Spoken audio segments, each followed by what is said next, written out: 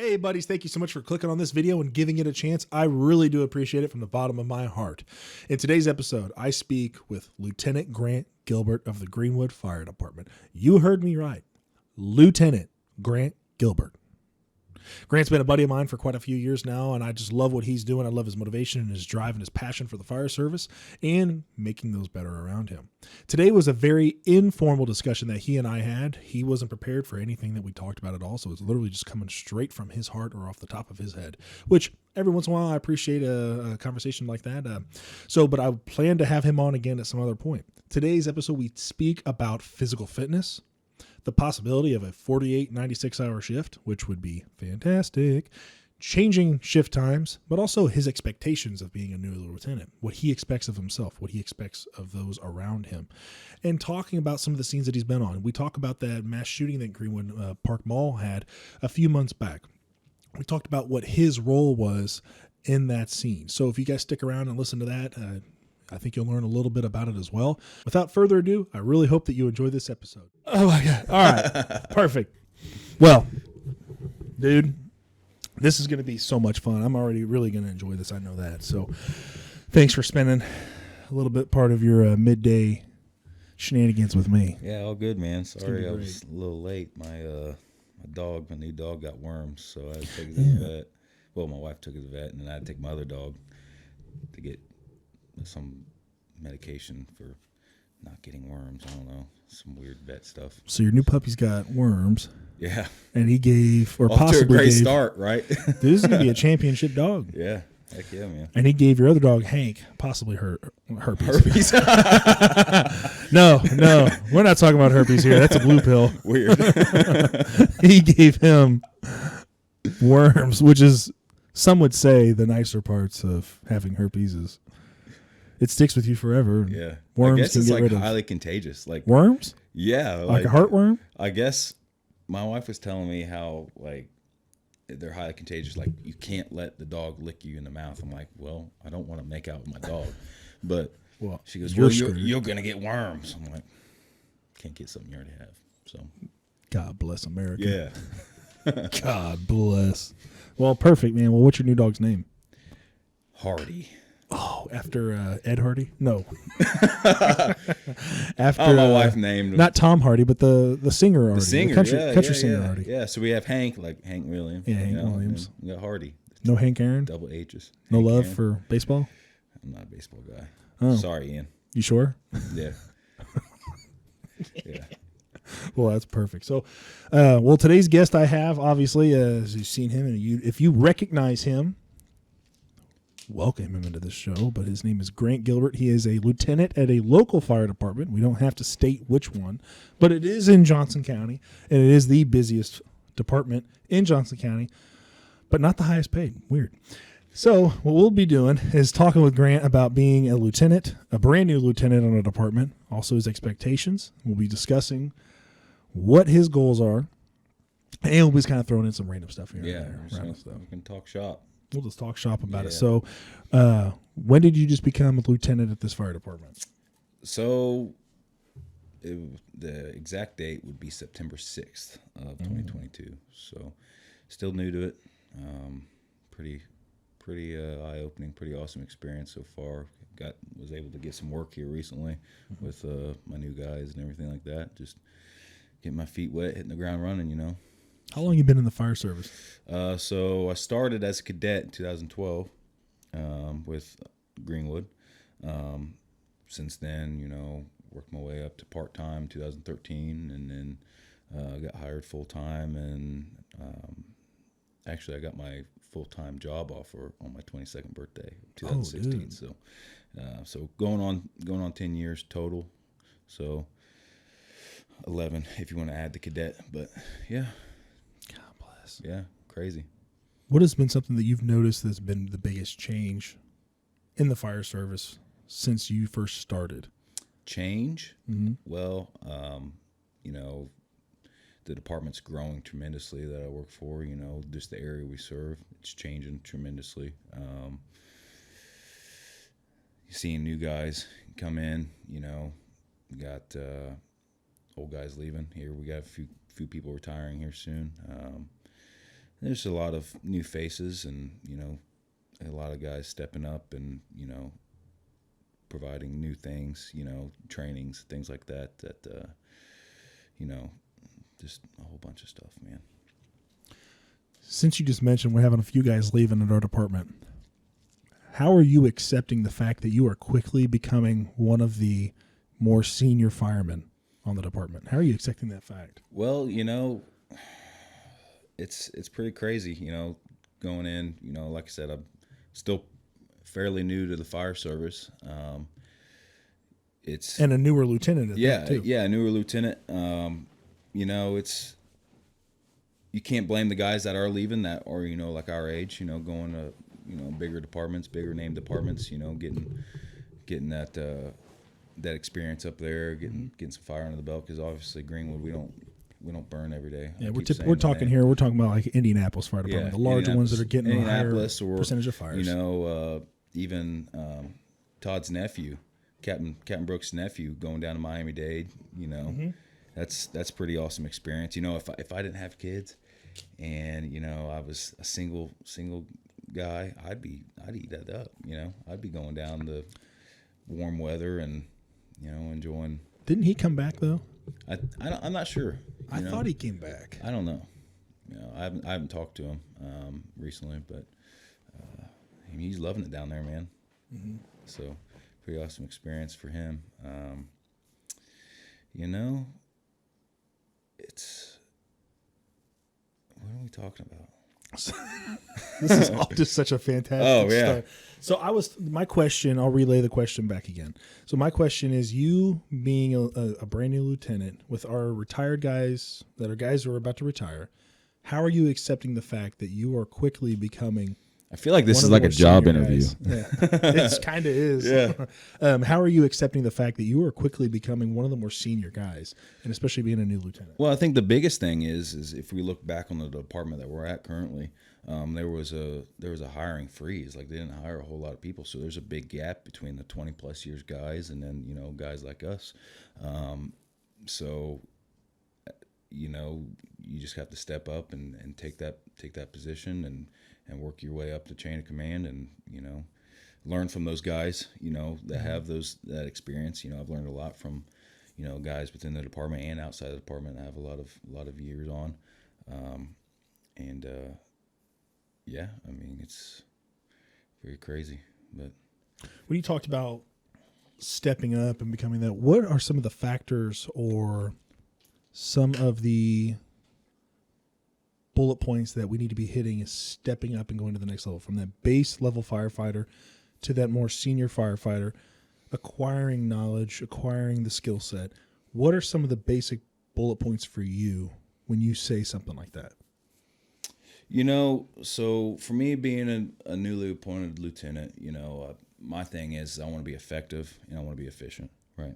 So, and I'm more of what I like to call like a servant leadership. So I learned that from Dillman, that recently passed, RIP, to Steve. But just take care of your guys. Make sure that I put myself at the bottom of the priority list when it comes to being an officer. I don't really. I see it as being a rank, being a company officer, but my job is to serve them. What do they need? What do they need to grow, to learn, to better themselves, to potentially be in my role one day? Yeah. I mean, you said something kind of interesting just there. You talked about setting them up to fill your role one day. So when you were, obviously before you were an engineer, driver operator engineer, did you follow that same path before you left and got promoted? Did you have, training the guys beneath you to start driving and start taking care of the truck? Oh, absolutely. So, obviously within our department, we try to get the guys squared away, because, historically within our department, we have, that senior guy is typically the engineer. Mm-hmm. We do have a bid system in place, but typically the senior guy is that in that engineer role. And for that,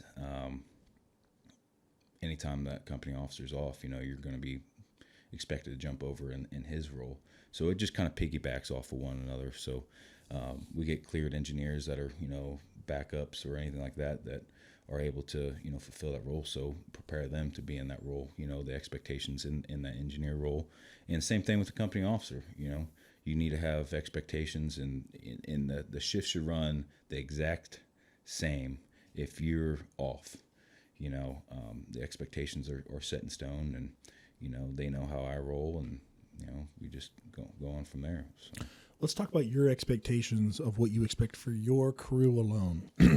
93's A shift. Not the expectations that some people have written out that you've seen passed around. Yeah, man. You talking about your rules that you got written out? Is that what you're talking about? We're not discussing those rules, those expectations. So let's go ahead and talk about your expectations for your crew, right? Yeah. Let's go ahead and start with your backstep. Yeah. Your backstep BC, what is his expectation, right off the bat in the morning? Yeah, so, expectations for me are pretty straightforward, man. At the end of the day, our job is to provide the best service capable, for the citizens. So when it comes in the morning, I like to get everything, squared away early in the morning. So when it comes to, the typical house duties of, the shitters and all that, I like to get all that stuff knocked out of the way in the morning, training, everything, and then the rest of the day is yours. And that's how I was brought up, with my former company officer, prior to me getting promoted. We like to do everything in the morning, hit the store early, get all the meals, taken care of, throughout the day. We eat and everything. It's like living in a frat house, Mm-hmm. But yeah, expectations for us is, I don't care if it's a lift assist or if it's a report of fire with entrapment. We get on that rig, and we get on the rig in a timely manner, and we get out the door quickly. What's your goal time? My goal time right now, our turnout time, I haven't looked at it recently, but from time of dispatch to out the door, I'd like to keep it under a minute. Right now, I think I'm around 45, 50 seconds, something like that. So again, it doesn't matter if it's a lift assist or a service call, to a report of a fire. It's consistency is the biggest thing. Taking care of one another is the biggest thing. I like to keep everything in house. I don't like, and I told my guys at the very beginning, I said, I don't care what other houses are doing or the drama in other houses. It's what we can do on 93's A shift, and we keep everything in house. Obviously we have weekly checks, rig checks, EMS checks, fluids, tires, all that stuff. We have everything set out throughout the week. We try to get that stuff done in a timely manner. Knockout training. So far this year, it's been almost February. I've put in close to 30 hours with my guys training. Damn. So we've logged close to 30 hours. Been fortunate in going to White River, training with them guys. Those guys are awesome. You get to go do that? Yeah. Did you? Mm-mm. Oh, yeah, you did. Nope. No? We didn't. No? No, we weren't invited. Or I wouldn't tell you how many times we went. No, it's not that we weren't invited. It's just that it wasn't placed for us to go. Yeah, that sucks. Instead, there was another 2 houses that got to go 2 times each. Yeah. Hey, training, right? Training with the JV team, right? Who needs training? Yeah. And anyone from White River that's watching, you are JV. We love you. No, we love you guys. We have a great relationship with our guys. And I love that healthy camaraderie. I love that healthy competition. We need competition. We need to be competing, which, by the way, I challenge anybody in the state, in Johnson County, to find a stronger crew than 93C shift. You will not find a stronger crew. Just the 93's house. 93's house is stacked. It is stacked. It 100%. If you want to know the strongest firehouse in Johnson County, you come to Station 93, and each shift you will see a decently fit across the board, but the most intense guys. Yeah. And there might be stragglers, in other shifts, other houses and stuff. I can think of, 10 off the top of my head right now. Greenwood as a whole, Greenwood Fire Department as a whole, we have solid firemen. I believe that. As a whole, I can't think of anybody on our department that is like, I can think one, but I can't think of anybody on the department that is like garbage trash firefighter. I can't think of any. Obviously, we know what we're talking about, but I can't. But on other departments, you sit there and be like, dude, that guy's trash. That guy's this. That guy's that. But it's like, but for me, I don't care. like if Obvi- outside yeah, the department, my job, again, I worry about my guys Yes. and how I can, challenge them to better themselves, whether it's on the job, off the job.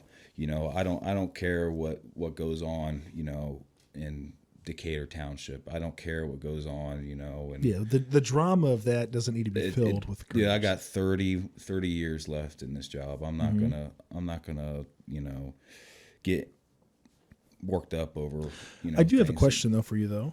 Since you said you don't really get worked up into the drama that's outside of the department, so I got to fix something on the computer real quick. What happened? Nothing. I just pulled up my my mixer, and once I pulled the mixer up, it kind of took over the whole entire screen. Yeah, if you are watching this on YouTube, for one, I say thank you so much for tuning in on YouTube and watching this, because I know I'm not the prettiest to look at, but if you do watch, you are noticing the growth of this stash. That's And what we're working on too, the 93s. We're all working on it.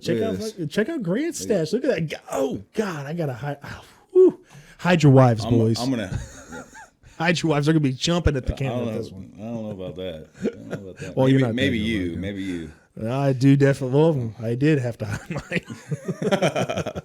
Anyway, Listen, moving on. Yeah. No, what were we talking about? We were talking. Oh, thank you so much for watching on YouTube. If you are watching this, I do really appreciate it. It actually means a lot to me that you're watching on that. If you're listening on Apple Podcasts, sorry, your phone sucks and you can't get an Android or a Samsung, and get you a Google. Apple. Oh, dude, Can't be I've never dogging liked Apple, man. The phones on Apple, man. They're just.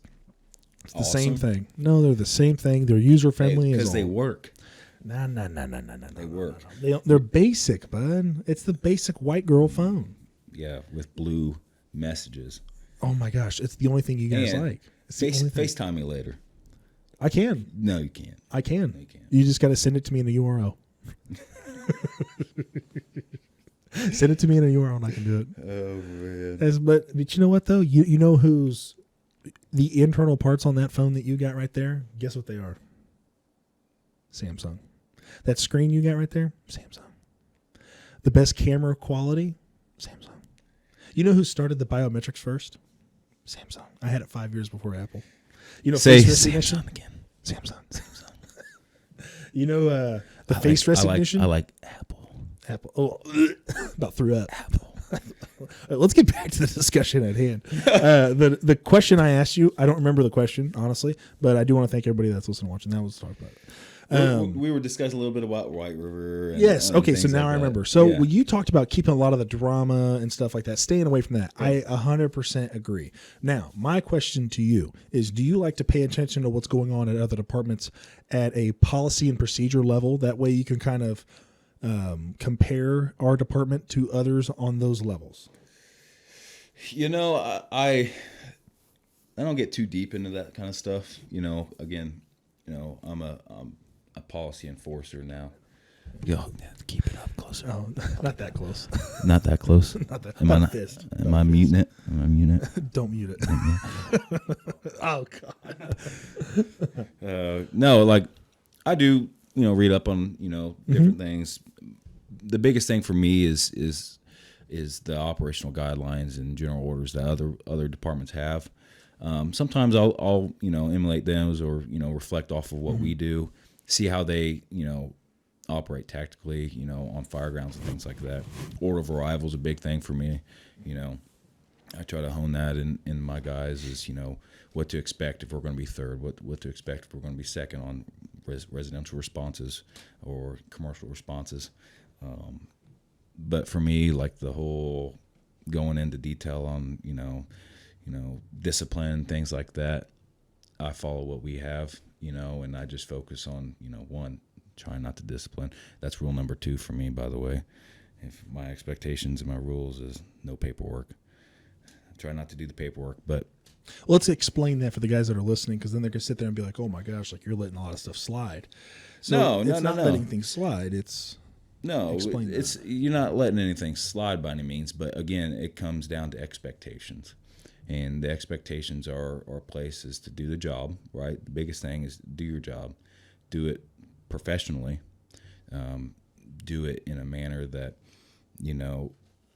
prevent me from having to do more work. I don't want to be the officer that's writing people up on every shift for stupid stuff. That's not who I am. Because again, I'm still a new lieutenant. I've been in that position where I used to ride that fine line. It's like, yeah, well, there's been many times where officer pulled me in. What are you doing? You know what I mean? Why are you doing that? And, the biggest thing is take responsibility and move on from it. The biggest thing is having that conversation. Hey, what did you learn? And, going from there, for me, it's, unless you're really messing up, the conversation and pulling them in the office, be like, what are you doing? Let's cut that shit out. Like, let's move on from it and go on about our day and have a good shift. So, yeah. Let's go ahead and discuss we talked about the expectations for your backstepper. Let's go ahead and discuss the expectations for your driver. Yeah. Because not every shift day we have 4. Yeah. Most days, obviously, we're running 3 right now because one of our guys is leaving for Somalia. Is it Somalia? Kenya. It's Kenya, Kenya or Somalia. You know what? He's going over to Africa is where he's going, So he's leaving for 15 months doing that. Yeah. Good job there, Mark. Hopefully you're going to be watching this. Thanks, Mark. Yeah, thanks a lot for leaving us. Yeah. He said, I'm bit outta its here. spot, Yeah, he bit a spot and Hey, left. I'm going to come through. All right, I'm head out. Come through. So what's your expectations for your engineer? We could start from the beginning of the day all the way near towards the end of the day. Yeah, so, again, it comes down to it's a bidded spot. You were placed in that spot for a reason. You wanted that spot. I expect you to know the ins and outs of that truck. I expect you to know where everything's at and if it's working in an appropriate manner. I even, the biggest thing for me is empowering those people. Empower those people to make decisions, whether you're on the backstep or whether you're an engineer or a ride-out officer. I empower you to make some decisions. Sometimes it's best for me to be like, hey, what do you think about this? And then, if their thought on, a tactic or whatever is similar to mine, whose are we going to choose? We're going to choose theirs, right? Because, again, it's their thought, Again, one day I hope they fulfill my role. I can't stand me moving, and I see myself here. This is all new to me, fellas. So it's like I said, it's like a job interview. I know, but I get lost in your eyes. If you're lost in my eyes, then you're not paying attention to that. But yeah, engineer, right? Yeah. So ins and outs of the truck, knowing its pump capabilities, friction loss on the hose, everything like that, which we're getting new hose eventually. And it'll be cool when we get new hose, being able to test all the pressures. Yeah. And actually know what we're pumping out. Because Yeah. the hose that we have now is over 20 years It's old that antique. I know of. It's antique. Yeah. It could be placed in a museum. Yeah, absolutely. So knowing the ins and outs of the hose, the capabilities of the pump, your limitations, knowing, operationally being able to function on a Fireground, being able to obtain your own water supply if you need be. And then again, if something is broke or something, is lost, misplaced or missing, document that stuff, help desk that stuff. Cause that's your spot. You're getting paid to be in that spot. So, be able to document those things and report to me, hey, this is what's missing, this is what we need to do. This is what's going on with the rig. Hey, it's leaking again for the 4th time, okay, let's document it, write it up, and, see what we can get fixed. So we're talking about all this procedures around the firehouse. So let's try to skip towards what are the procedures you expect of your engineer on the Fireground. Pulling up onto the scene, we'll talk about what your expectations are for your engineer. Yeah. Then we'll talk about your expectations for yourself, and then also. So even prior to that, I expect you to know the general area of where we're going.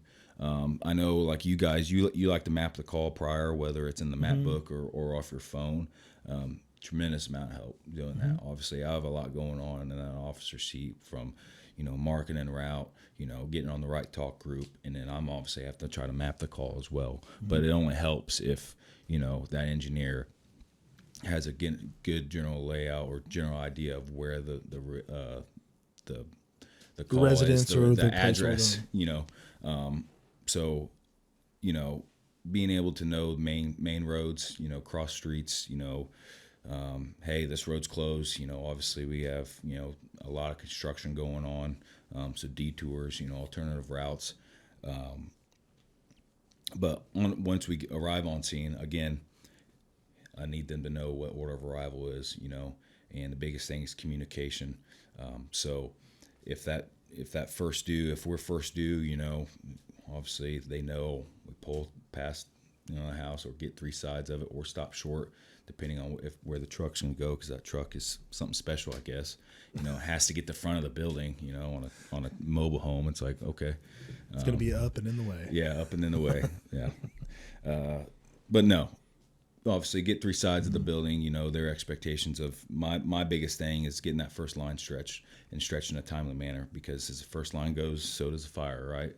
What's your time expectation on pulling a line? So pull a line, depending if it's a textbook, you know, 1 room, you know, single story ranch or whatever, and it's a short stretch, you know, say 50 feet to the front door, 45 seconds.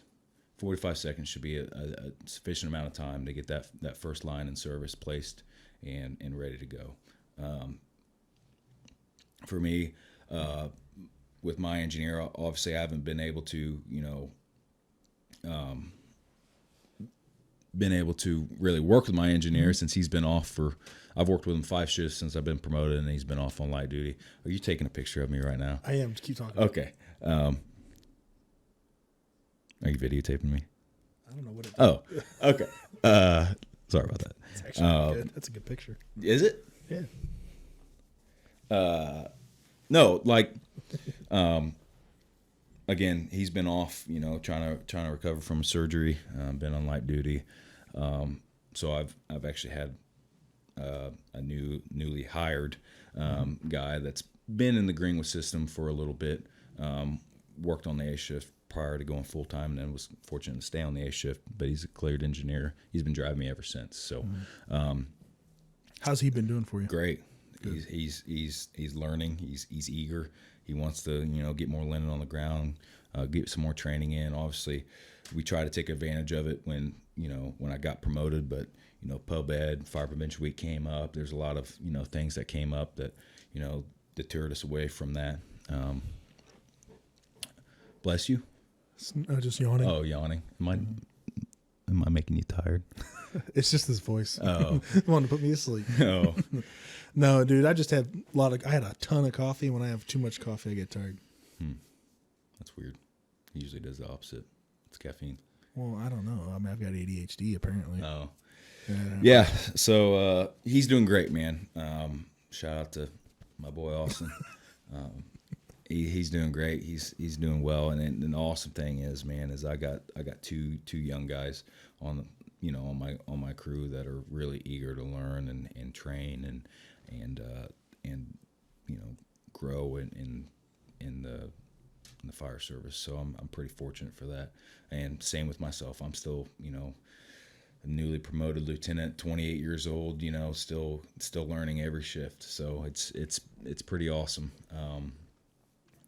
So he's, you know, we do some trainings every once in a while. Hey, what do you think about this? We get 3 sides of this and we get a line of service. You know, what are you thinking next? Like, what do you want to do? And my expectations is if the hydrant water supply is close by, hand jack it. You know, we'll hand jack to the 3 houses or closer. I think that's sufficient amount of time to at least work on it, right? Be proactive on the Fireground. An engineer needs to be proactive instead of, you know, sitting on the pump panel waiting for another company to arrive. There's so many times that happens that you hear something. You'll hear the inside ops guys or whoever's going to be investigations. You'll hear them say something like, "We're going to need somebody to go to the crawl space, just to look, see if there's any smoke underneath." I'll give you the example just last shift that I worked. We're going to need someone to go to the crawl space. It's in a trailer. to check to see if there's any smoke underneath this building. Pull some skirting. And pull see some what's going skirting on. back. So as I was doing the 360, because my officer did he did 3 parts of a 360, and as he's walking, I know that he's already glancing that way to see if anything. But probably didn't see nothing at all. I'm still doing my own 360 just to check. Yeah. Is in my eyes that way, and I'm on a trailer, so I'm not throwing any ladders or anything. Right. But I'm just getting my eyes on it. That way I can kind of imagine it in my head. And he's calling for the next upcoming crew, the ladder crew, just to go underneath and check the crawl space real quick. I'm like, I'm already right here, and I've got nothing else going on. Right. I'll just go ahead and look. Absolutely. Because the ladder crew's still pulling up to the scene. Instead, I'm quicker at just going over there and just opening the skirt up and then looking underneath with a flashlight the entire under part of the trailer. Yeah. As a driver, as an engineer, your job is to be as effective as you can. Right. And if you can minimalize some of the work on other crews and just put it onto yourself real quick, as long as it's not impeding on your main focus, go ahead and do it. It's so much easier. Yeah, my thing when I was an engineer is, there's been, I had a couple good fires, first 2 fires, and I was pumping.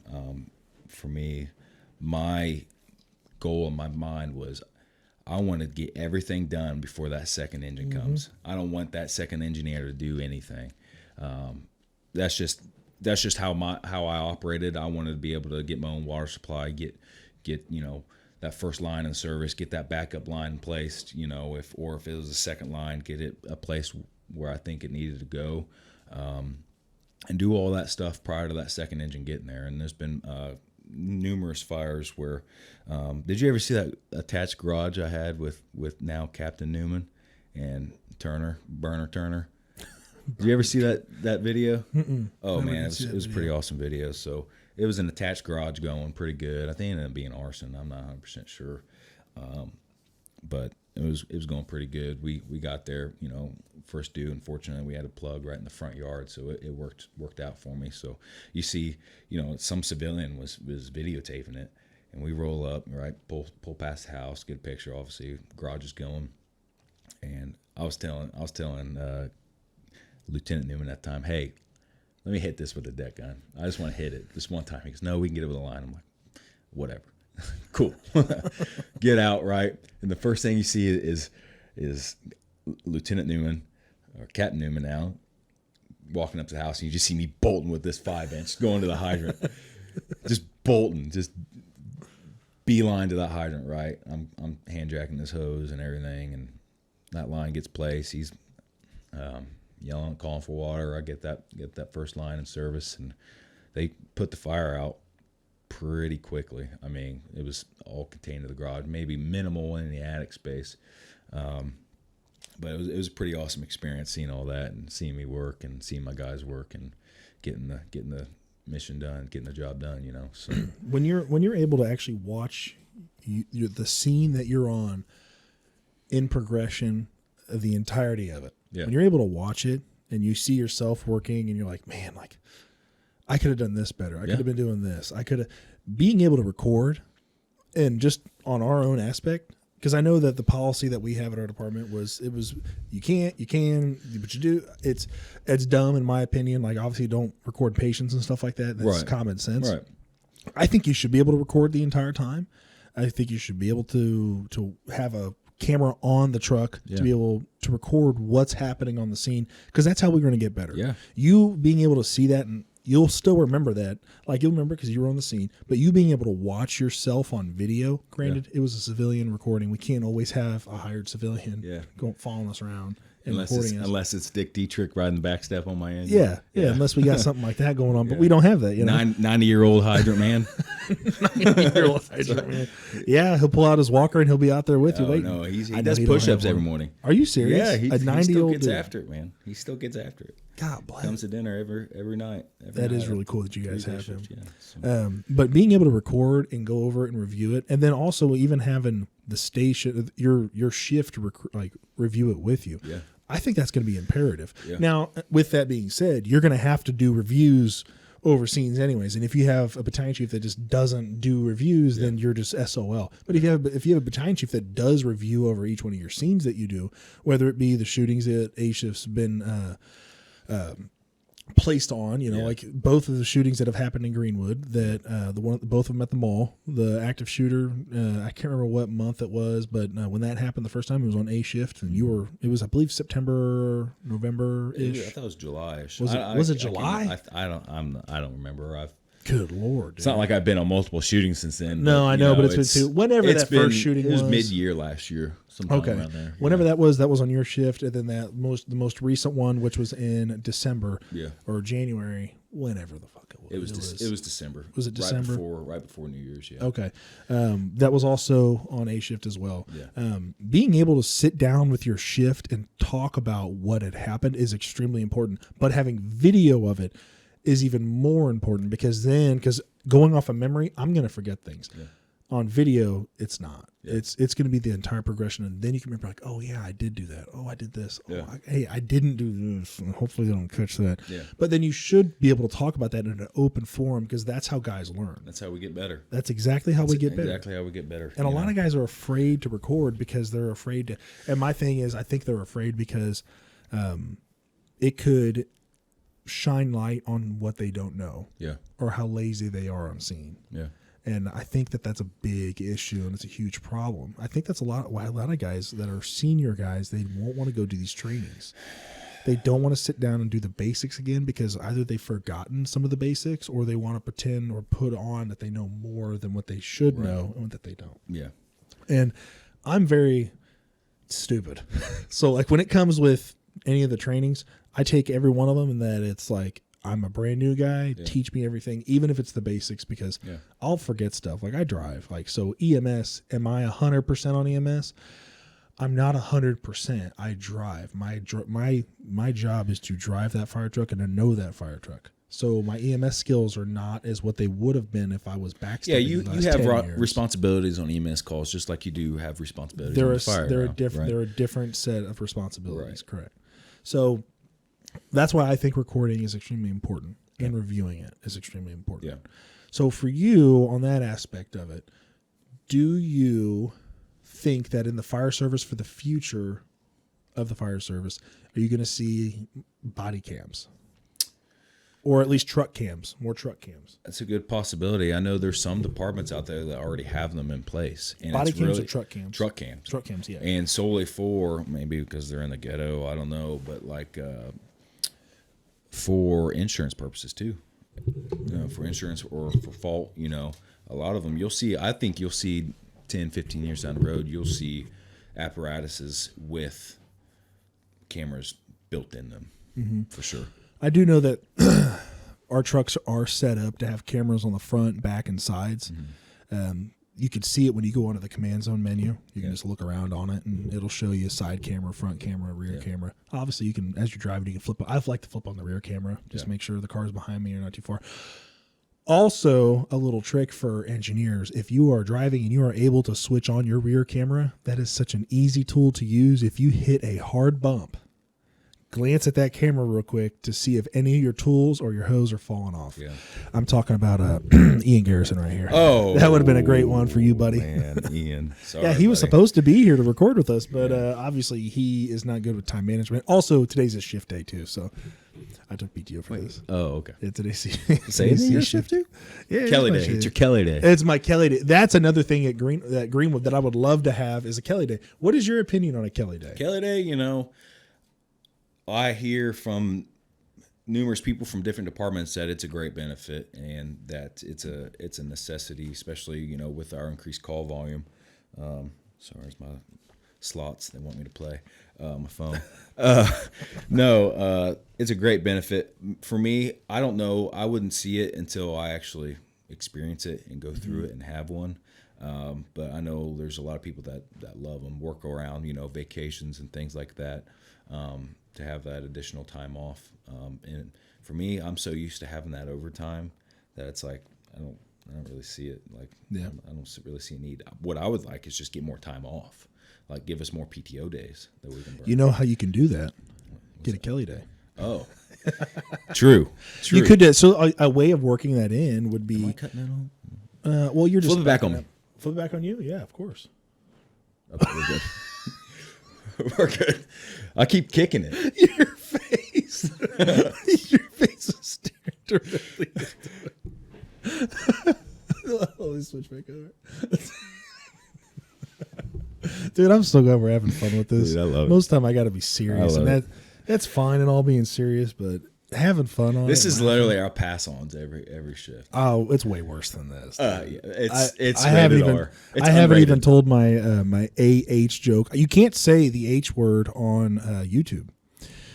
He was the dictator back in Germany, 1941, 1945, 1946, whenever he unalived himself. You can't really say his name without getting kicked, so I can't say that, which is part of my freedom of speech. I still don't know who you're talking about. Oh, I'm that's just kidding. all right. I'll tell you, I had a... Say it. I can't. Oh, yeah. Yeah. So, but yeah, so that was a joke. Those are the jokes that you'll pass on and stuff like that. Yeah. And it's my my fresh juice joke. Oh yeah, I heard my fresh that. juice joke. Yeah. So, what were we even talking? Oh, Kelly days. So everyone that I've talked with that has a Kelly day, they're like, dude, 100% get a Kelly day. And that's what that's doing is it is giving the time off. Now, anybody who's like in a county, city council or type of role like that, I would love to sit down and talk about that, especially having them on my podcast and stuff like that. I talked to Brad Pendleton before. He was a city council member. But if you were giving your department a Kelly day, that's a guaranteed day off every 3 weeks. And you have that. Talk about the stress that we go through. Talk about I did an episode with Lieutenant Colonel Dave Grossman. Yeah. And he is considered one of the top guys in psychology for like first responders, basically for police departments. And in that, we talk about the stress that comes along with being a first responder, being a fireman. And that's one of the more first episodes that he's ever done with a firefighter, which I'm pretty proud of that.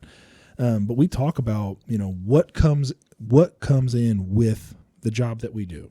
Look at most of our firemen. What do they die from? Heart disease. Right? Heart disease is it's the common killer of firemen.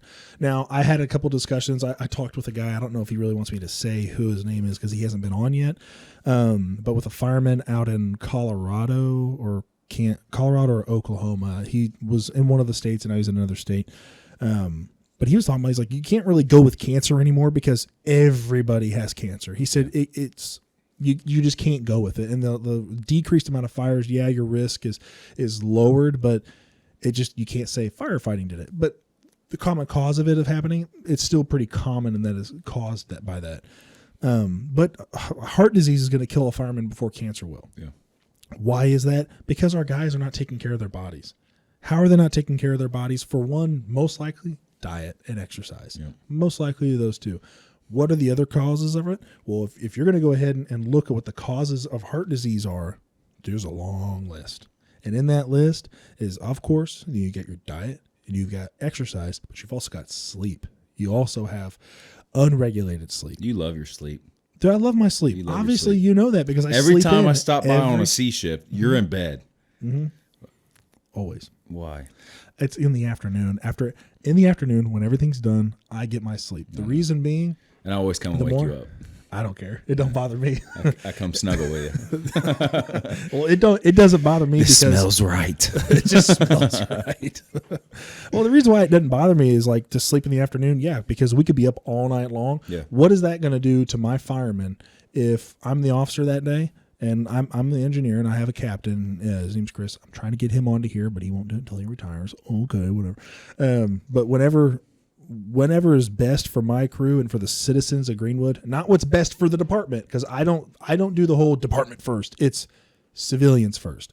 The people that come into Greenwood, not just the citizens of Greenwood, but the ones that come into Greenwood that we're going to be serving or servicing. That sounds kind of bad, but serving or servicing, they come first.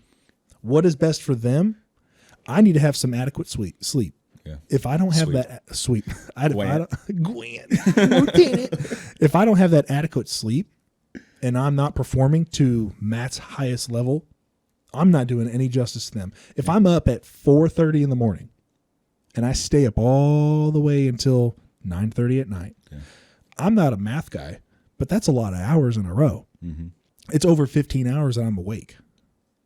What is it that studies show that once you're working a past like 10 or 12 hours It's almost considerable if you're working continuously for 12 hours at a time. It's considerable being slightly intoxicated. Yeah. I may be wrong on that. You guys could fact check me on it if I'm wrong, but it's around 12 to 14 hours, I believe. We're up. We work 24-hour shifts. How many times have we been up almost the entire 24 hours? Quite often. Quite often. Quite often. So why is it? I agree with you. Get all your stuff done in the morning. Absolutely. 100%. That's, I believe, I used to not be that way. I used to sleep in the morning, and then my new boss came in. He's like, no, let's get everything done, then go to bed. I'm like, I don't like this rule. And I did it. I'm like, I like this rule. Like, because we're getting everything knocked out. Everything's off my head. I'm able to relax. I could get some sleep in, go into a bed to sleep, not a recliner.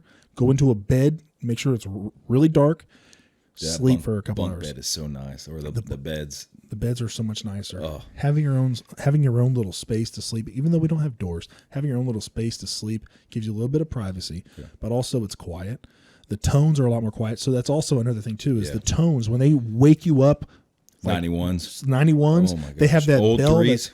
The old threes the same way, but the 91s, man, they have that bell on the outside of that. When you're getting when you're being woken up and it's startling, that is a kickstart to your heart. Oh yeah. You go from either your REM sleep or you go into any of your stages and you get woken up abruptly multiple times a night. In the long run, I mean, look at our older guys right now. How many of our older guys that we have, just use our department, are in really good shape? How many? How many of them? Not a whole lot. I mean, there's a few of them that come to mind. There's a couple that come to mind that are in really good shape. I'm saying, what could be one of the causes? There's a laundry list of causes, and stress and out. Like guys going through divorces, guys dealing with kids, guys. I get it. You've got to be extremely disciplined if you're in anything over 40 and you have kids and you're still trying to hit the gym and you're in shape. You've got to be extremely disciplined for that, because having kids. I don't have any kids. But having kids and doing all that takes a lot out of you. Oh, yeah. It takes a lot. You know that. You've got 2 kids of your own. For me, when I'm off shift, even on shift, I'm used to routine.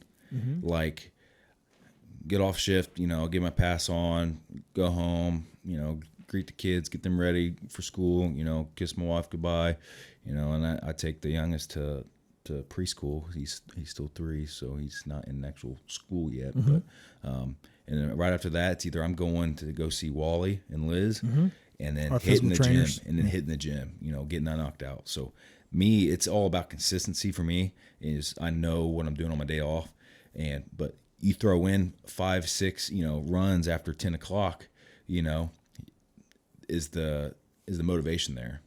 It's not, but I still go in and get it done. Push through it. Yeah. But that lack of sleep. But that's going to change. I guarantee you.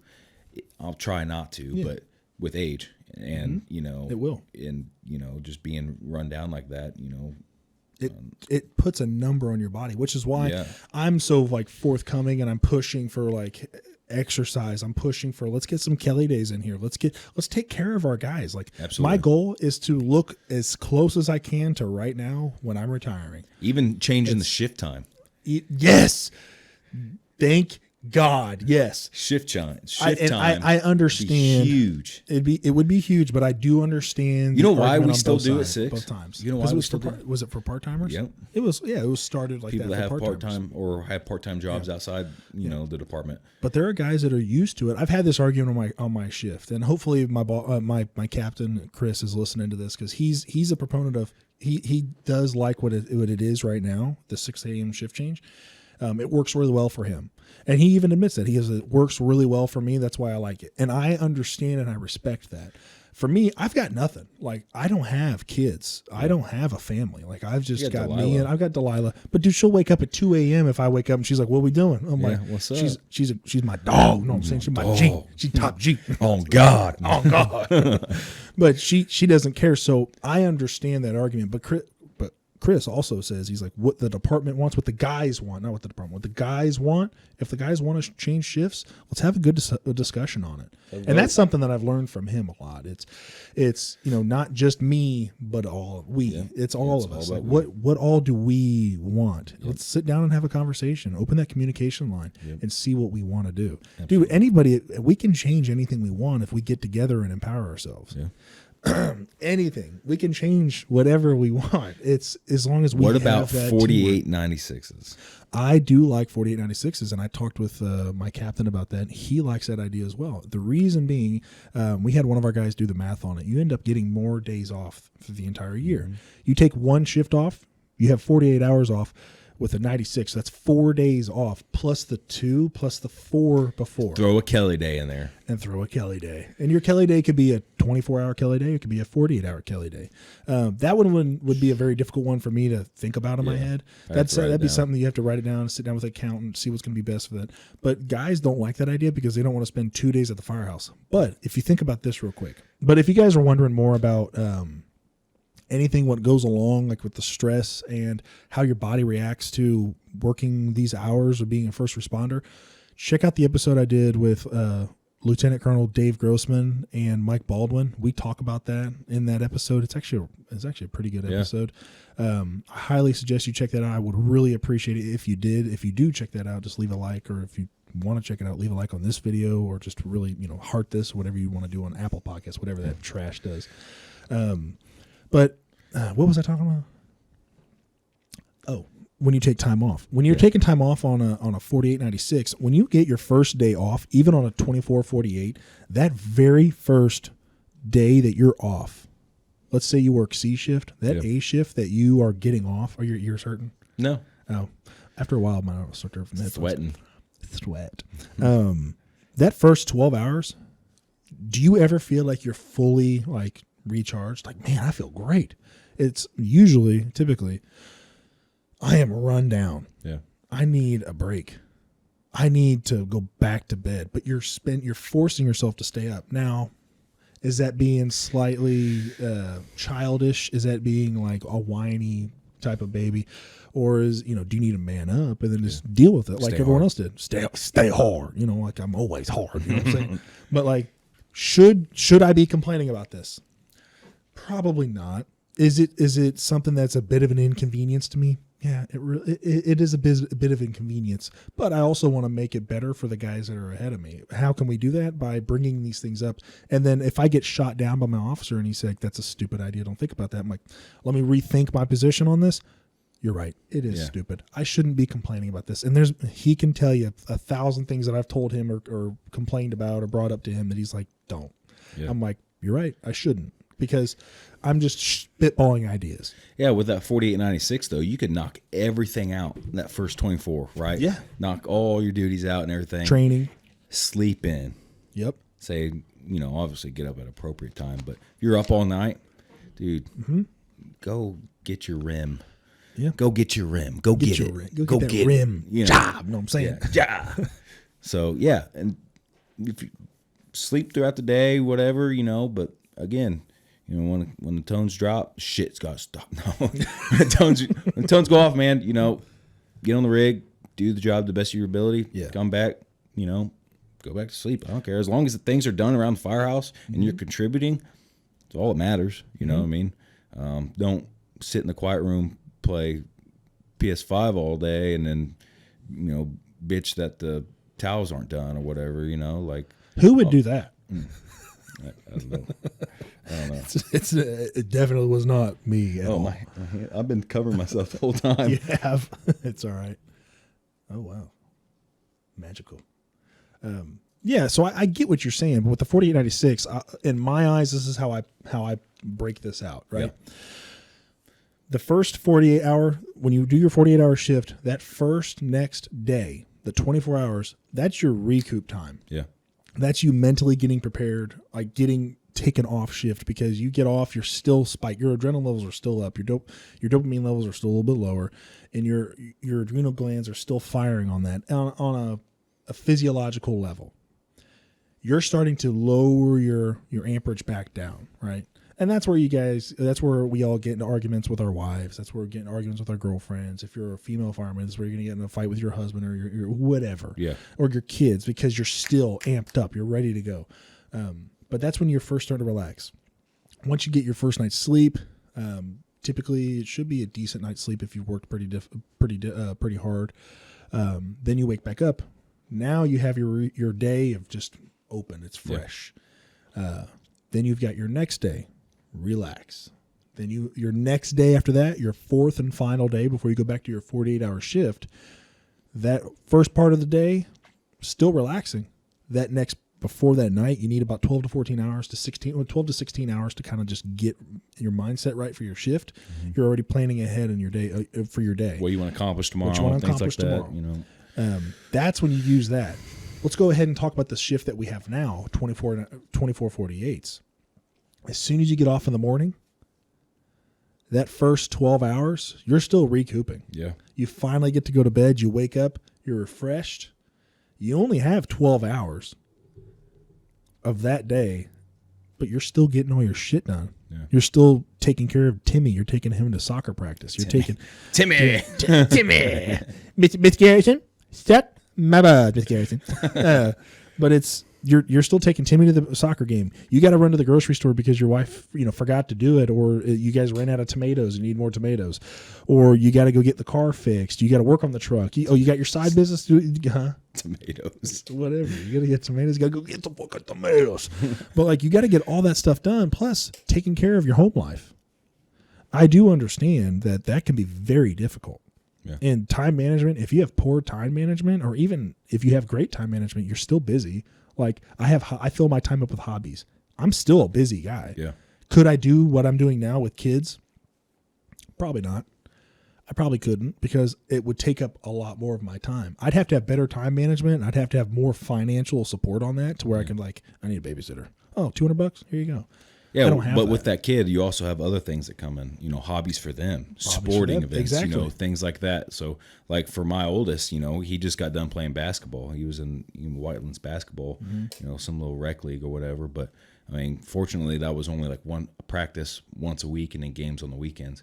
But football, he was in football. This was his first year playing tackle, and practice at the very beginning, 4 days a week, Monday, Tuesday, Wednesday, Thursday, from 6 to 8.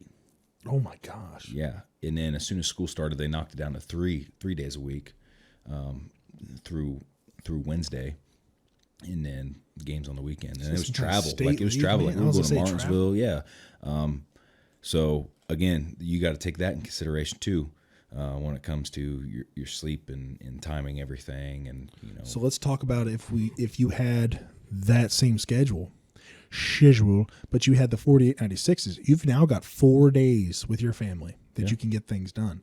But the con of that is you're 2 days away from your family. Now your wife has to take on that stress. I'm in the talks right now with having hopefully getting some a podcast together with I don't know if I should say their name yet, but it's a group. It's a couple of women that their husbands are firemen. Okay, and they talk about what it's like. They have their own podcast as well. Oh, cool.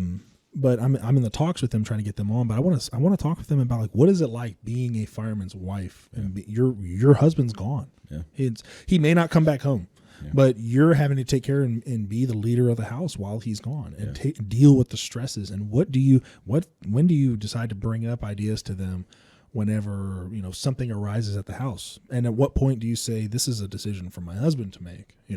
That's something that I've always wondered. But then again, if we're doing the 48/96s, that's going to be more prevalent. For your wife's going to be alone more often. Yeah. She's not going to have Grant there to protect her all the time. She's going to have Hank and Hardy and Twintwee, Gabe, Quista. So the joke behind that is I had Ian Garrison working with me, and for some reason we called Grant Lieutenant Grant. I got a damn picture somewhere of you guys. So, are you talking about the pictures that we all took? Yeah. And put them in your locker? Yeah.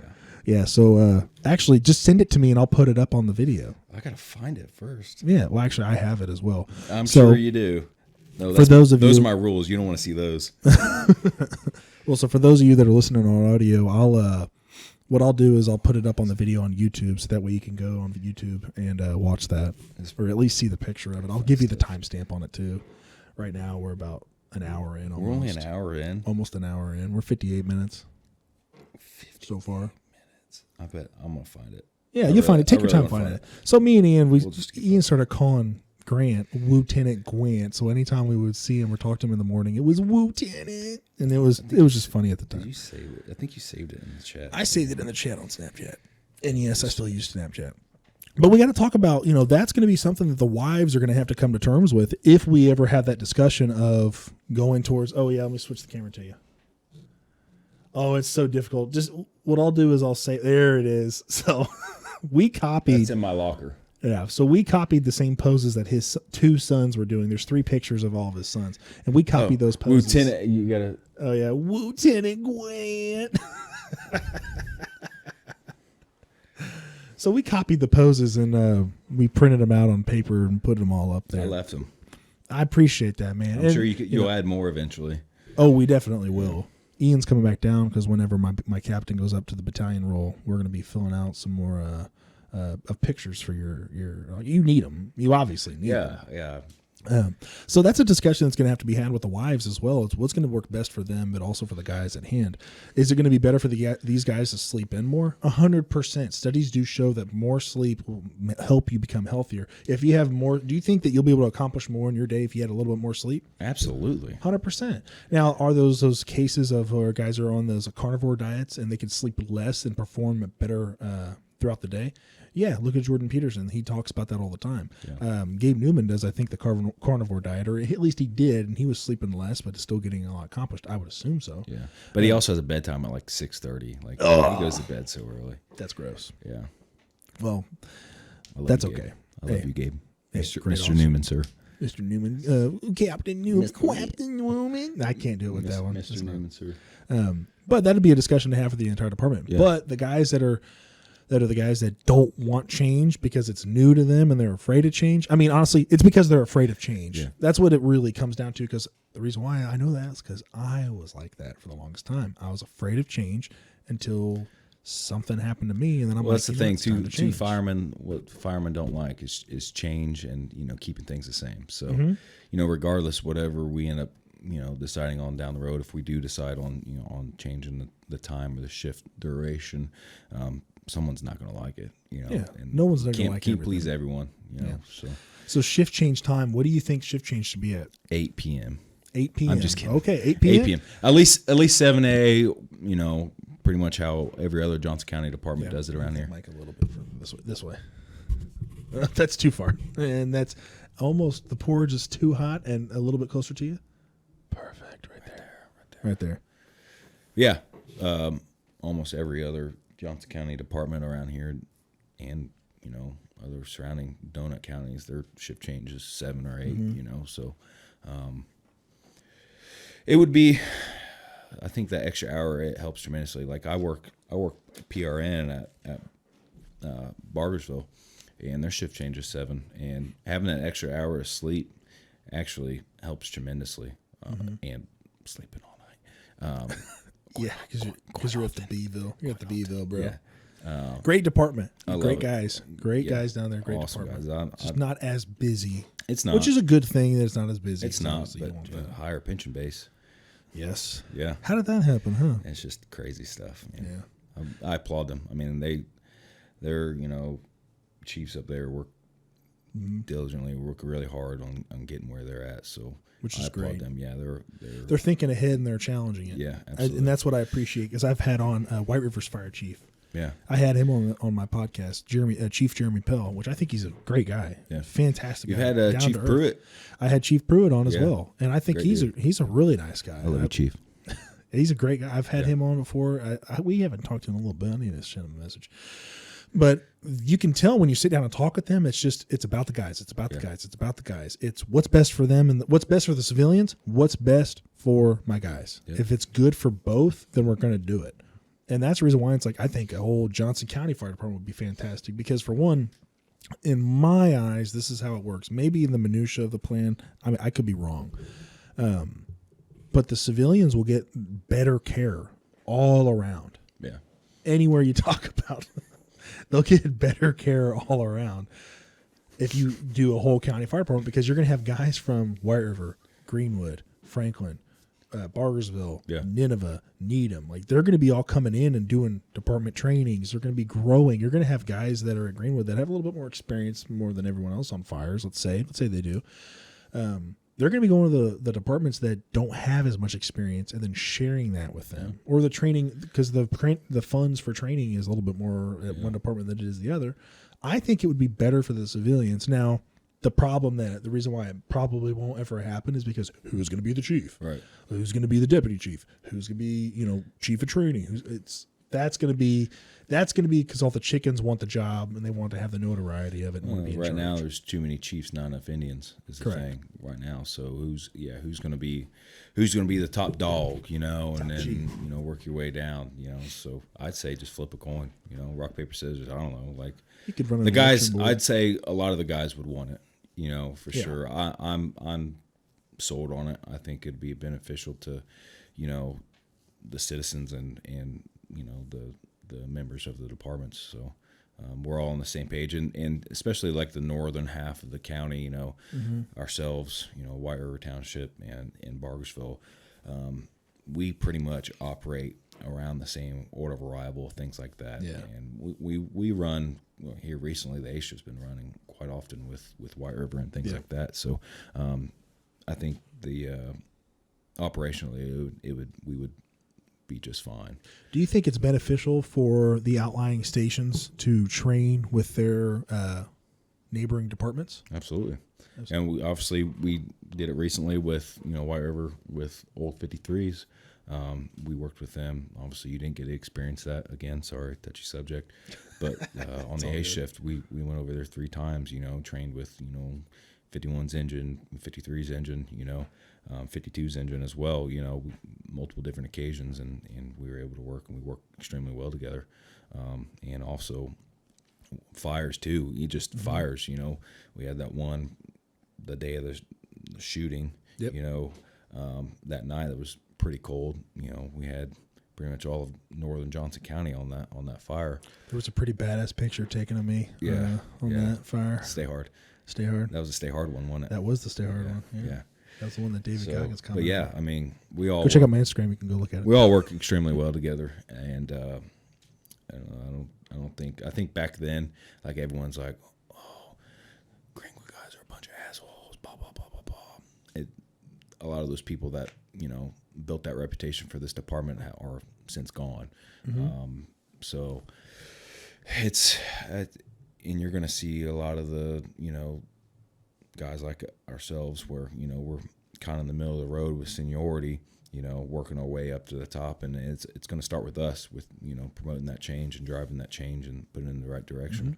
So it could be with guys that had beef earlier on. Let's say we have some more of the guys. It was just some stupid discussion, or something was said, or a way that something was done that they didn't like, and they're like, forget those guys, we're never going to train with them. And we are the newer guys that don't have a beef with that neighboring department. Yeah.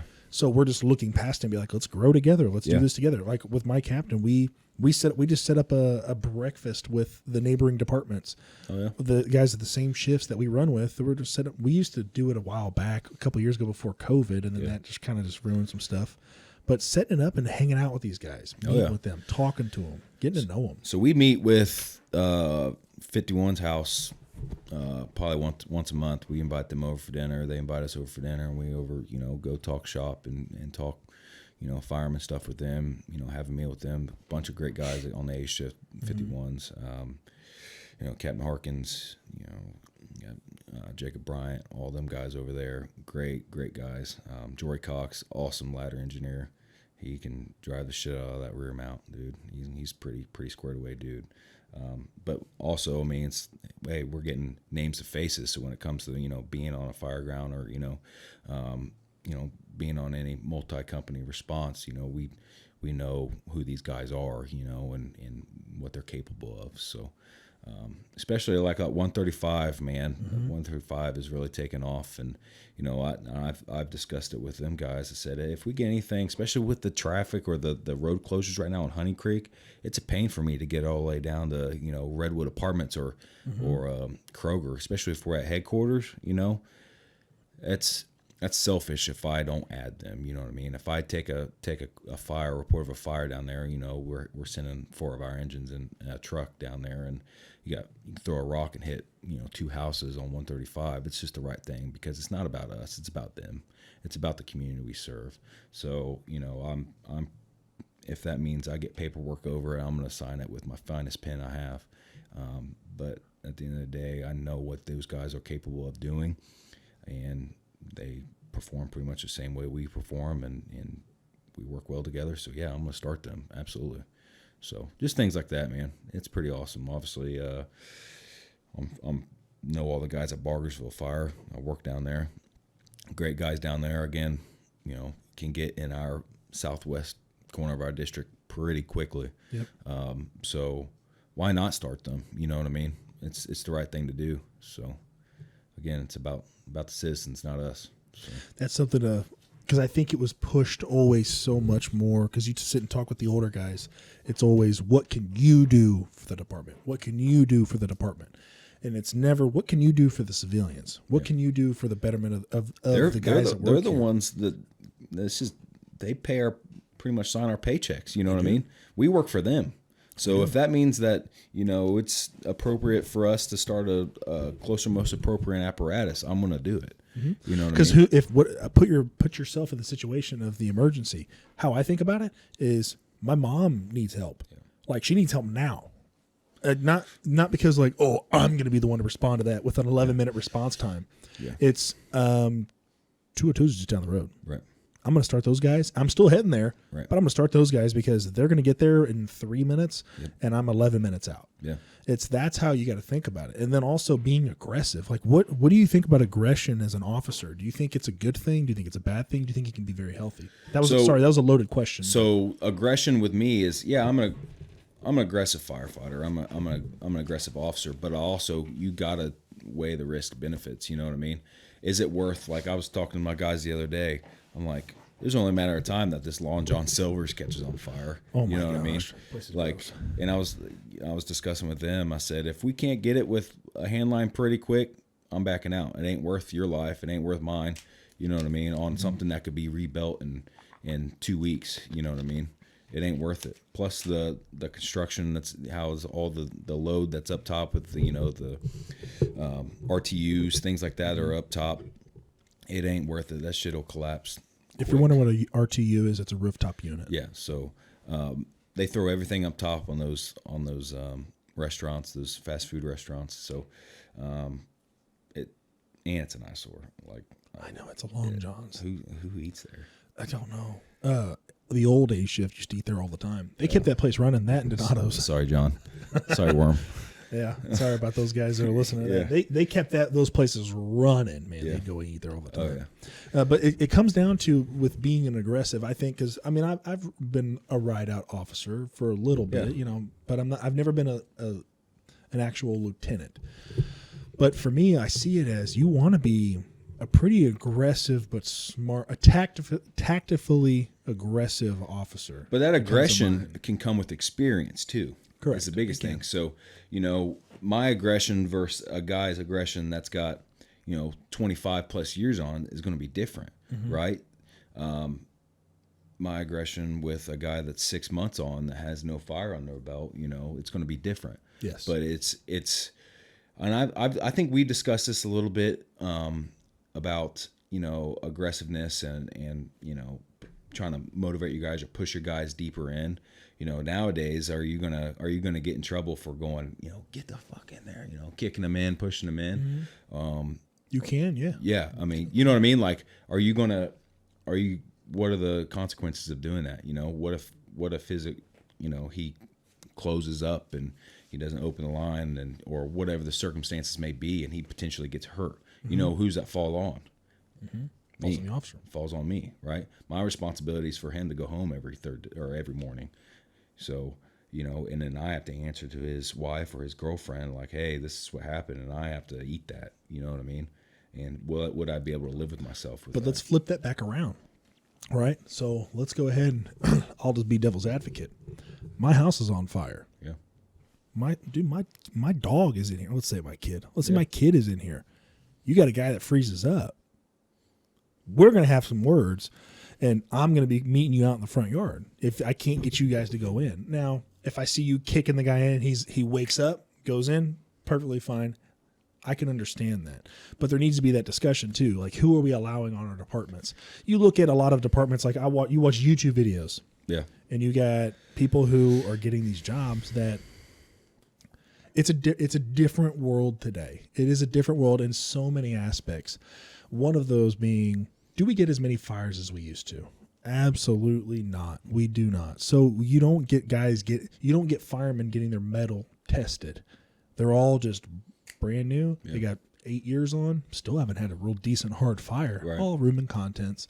But once you get your metal tested and you realize, oh my God, that's scary. Because I mean, I get it. It is scary. I've had a couple of fires that were like, you're inside and you're like, oh wow, like this is, it's getting kind of warm. Like I can't see shit. Like, but you got to have that instinct. You've got to have that training underneath your belt that's going to help you get through those situations. But today's world, you can't be as aggressive of, I can't have this guy on my fire. But it's also my responsibility to prepare them for that too. You can prepare them, as much as you can. If we can acquire houses more frequently, the trainings or, going over to, those training facilities that are, pretty local, going in there, feeling some heat, getting some reps in, under fire conditions, preparing them to, potentially when that time comes to perform, to the best of their ability. 100%. It falls on me 100%, but I can't, it's like diving, you know what I mean? You can't force anyone to do dive. You know what I mean? At the end of the day, you're a firefighter. Your job is to put out fire, save lives, and protect property, right? So you got to be that motivator to motivate them to make that push, but in an appropriate way. Correct. It's, you can't be like, I'm going to drag your ass in there. Now, if they lock up, I mean, we've heard of it before. People lock up. Like, yeah, it happens. Yeah. They either a life, changing, call that they went on or whatever. They lock up or anything. The biggest thing is communicate. You know what I mean? Hey, second engine, we need your hands in here. Let's make this an attack group. Let's get a push on this fire. And by no means am I trying to call anyone out. No, we're not calling anyone out, but this is how we learn. This is how you learn. I've locked up on a run. Yeah. Like, I locked up, and thank God I had Curtis Huffman on that run with me. It was an EMS run. And I'll explain what happened. It just takes a quick 20, 30 seconds. Had a kid explaining, it was December 25th. It was Christmas night. This kid was explaining a story to his parents. For some reason, he had a gun as part of the prop in the story. Pulls the trigger up to his head. Didn't know there was a round in it. Fired and shot himself in the head. We get there. They open the garage door up, and I still remember it to this day. As the garage door is lifting up, I'm seeing blood dripping off the bottom of the door, and I look down. There's a big puddle of blood, and this kid's twitching down, and I see brain matter. Yeah. I locked up. Yeah. Kurt comes in. He literally hits me in the chest. He's like, let's go to work. I'm like, oh, and Kurt knew the kid's not gonna make it, but we're in front of the parents. Let's get him going. Let's get him out of here. Obviously, try our best. Right. As soon as he did that, got me out of it. Yep. Helped him pick him up, put him on the cot. Austin Dickey was one of our. I believe it was Austin Dickey was one of the backsteppers that night, and he was bagging them as we're moving. We're doing our best that we could. Yeah. Obviously, sadly, he did not make it, but I locked up. Yeah. And thank God Kurt's had the experience of EMS, tremendous EMT. He got me out of that by just giving me a tap. Yeah. I looked at Kurt, and he goes, we got it. Let's go to work. I'm like, Kurt knows what he's doing. So I trusted in that. The power was in him because I knew that he knows what he's doing. So it's happened to me. So I'm just saying that there's that experience level of who you have around you. If you're all brand new and you guys are all locking up, that's probably not a crew that you want to have empowered right now. You want to put somebody of leadership in that role. Right. Is what I'm talking about. There I am. There you are. So what would be some ways of, if you have somebody who's doing that on a fire scene, let's say it's a fire scene, you have somebody locking up, what would be a healthy way that you think of it motivating them to go? The professional way? Do you want the professional way or how I would handle it? Let's go with that's professional, but I like to use my words a lot, and sometimes I don't have a filter by any means. I'm fortunate enough to have guys that are pretty aggressive. Myself, obviously, I instill trust in my guys. If they think that they can make it, I'm gonna give it every chance I can. You know what I mean? If you have a fire blowing out of a front door on a house, you know what I mean?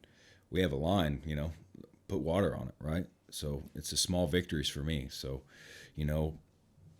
make the door, make the hallway, work it back, get to the seat of the fire. Like you were talking about earlier about, if your dog or your kid's in here, right?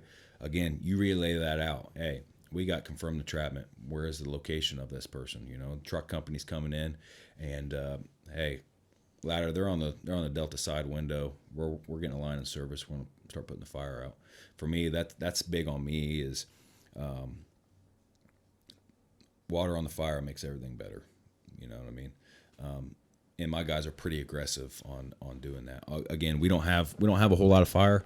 We don't burn every day, but we do a lot of training. We prepare ourselves the best way we can, when that time comes. So let's go ahead and talk about that shooting that you guys had with that active Which shooter one? at the mall. The first one or the second one? The first one. Okay. The first one that was targeted. So your guys' role was it triage or what was your guys' role? So we'll start pretty much at the beginning. Let's go ahead and do that. So you tell me the story. I wasn't promoted yet. I was just riding out there at the threes at the time. So our response on any shooting, we don't have an actual active shooter call type in the CAD. We just have gunshot, which a gunshot sends a single engine, a medic, and a battalion, right? So obviously you click on the call, you see the notes just rolling in, right? Active shooter, food court, yada, yada, yada, yada, multiple patients. So for me, myself and, one of my backsteppers, he's now since moved on. Huh? Closer? Sorry. We were working out at the threes. Obviously, we have the CAD inside the weight room. Call came out, and we're like, oh, crap, maybe someone accidental discharge, whatever, that's happened multiple times at the mall. So we click on a note to see it rolling in, and I tell them, I said, let's get in the rig. I said, if this is an active shooter, they're going to call us. They're gonna need the resources. So we sat in the rig, and we're listening. They transferred over to a Fireground, got on a Fireground. We're listening to radio traffic, and battalion chief said he needed more resources. Started the appropriate resources, so we got started, right? So we were kind of late to the party. It was probably, I'd say, 5-10 minutes late to an actual happening. So we started rolling, got there. We ended up being, I want to say we were 4th or 5th rig there, engine there. By that time, they already had the rescue there, had engine 2, engine 1, and I think engine 4, 52's engine was up there. So we ended up getting there, staged right there at the between Dix and Bon Mar, where that service corridor to go into the food court. We staged there with engine 4. We were chit-chatting a little bit with, I was chit-chatting with the 4's officer, Lieutenant Laraway at the time. A lot of guys were coming out, civilians coming out, hands up and everything like that. Unified command was established right there with Dean and the Chief Eisen, or Battalion Chief Dean and Chief Eisen. They got that unified command structure established. He assigned us to do, what is it? I was pretty much the transporting officer. So I was part of the transportation. So pretty much right there on the other side of Dix, right there where Sears is, we were, that's where we set up the ambulances. So I probably had 8 ambulances there. I didn't see, by that time, all the ones that were transported out were already gone on the road. I think we transported 2 out of there. So they were all gone, but I ended up having 8 or 9 ambulances there ready for transport. So other than that, man, had the TSU rolled up, obviously that was around the time. That's why I think it was around the fair time, because the mobile command was at the fair. So it was around July. Okay. So that's when it happened. It showed up, and then we had park rangers show up, state police show up, Franklin Police, so many officers coming out of the woodwork, off-duty officers, that were, out and about, heard about it, coming in civilian clothes and a ballistic vests, and ARs, it's like, what the heck's going on? Like, it's crazy. Like, people are ready, Yeah. But we train on that. We've done multiple trainings on that exact same scenario in that exact same area. Yeah. And Which is pretty crazy because every time we've had any large mall training, it's always in the food court. in the food court and on C shift. And on C shift. So yeah, so you guys do all the trainings. We'll do the calls. So Yeah. the A shift's been pretty hot and heavy with those. And I believe, unfortunately, but wasn't it the police department just completed an active shooter training just either the day prior or a few days prior? yeah, On that one. So they were ready to go. Like Yeah. they had every training tool optimal to them yeah, or opted to them that they took on and utilized that within the next 2 days yeah. for that. Or it was the day or two after that. Yeah. Looking back on that, any reflection, any things that you would have changed or thought differently of that you would have done on that call? Really, like I said, for me, in the role I was assigned, really didn't do a whole lot. I just made sure that there was enough ambulances there for potential, more victims or patients, and make sure they had a way in and a way out. So make sure no cops were showing up blocking the means of egress for those ambulances, and really just hanging tight until I was assigned anything else. But by that time, things started de-escalating, kind of got released and went home. So there was nothing really that, looking back, that I would be like, I wish I did this differently,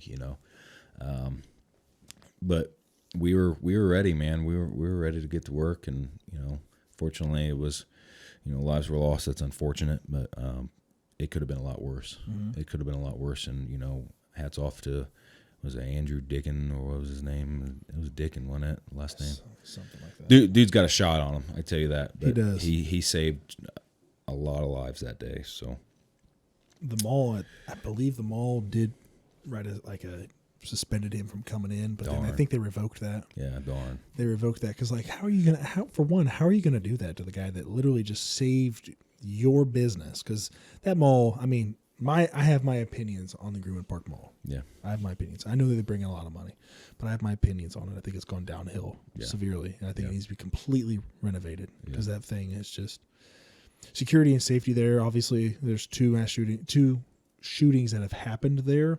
The second one was between two parties. Regardless, it still happened.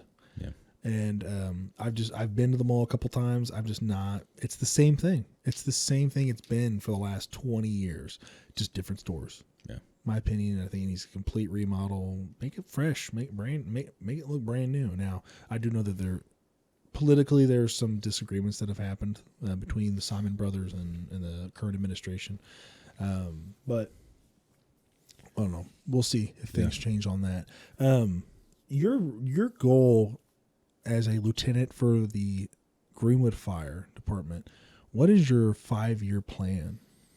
My 5-year plan is really, for me, get street cred. You know what I mean? Like, I know a lot of guys that want to move up the chain pretty quick. For me, I want to get more fire under my belt. I want to get some more experience being a company officer as a lieutenant. Continue to learn and grow, learn my crew, build a relationship with my crew.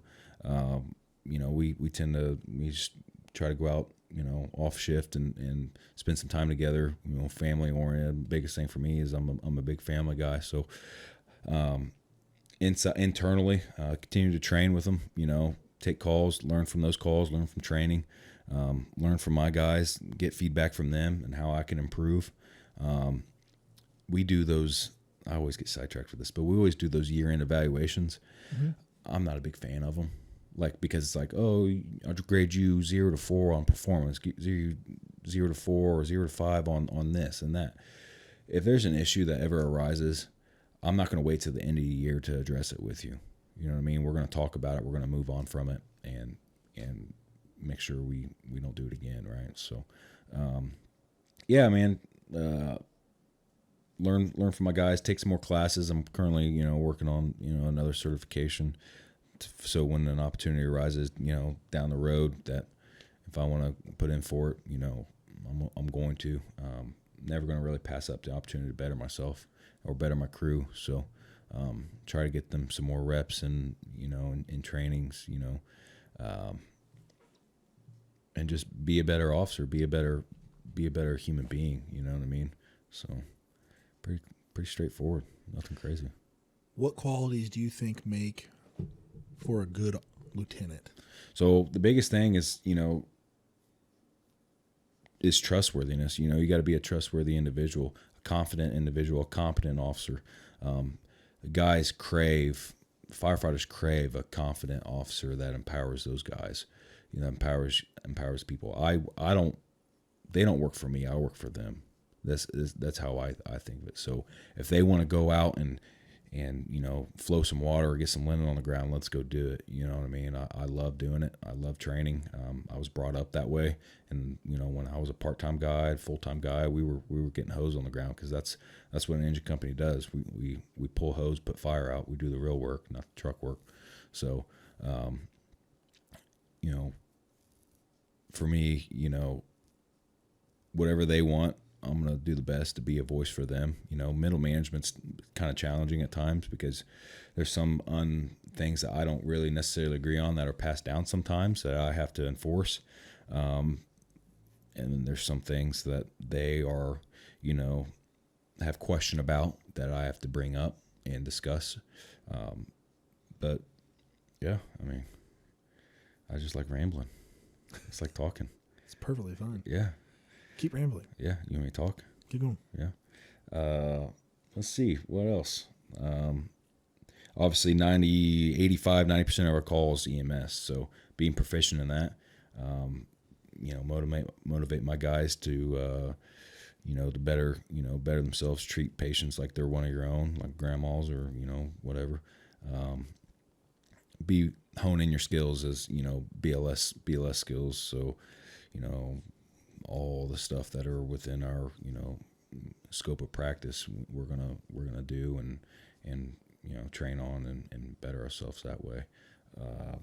Obviously, we're affiliated with, now Franciscan, so learning, not a whole lot has changed, but reviewing those protocols, being proficient of those, just any way that we can better ourselves. As 93's A shift, that's what I'm for. So, yeah.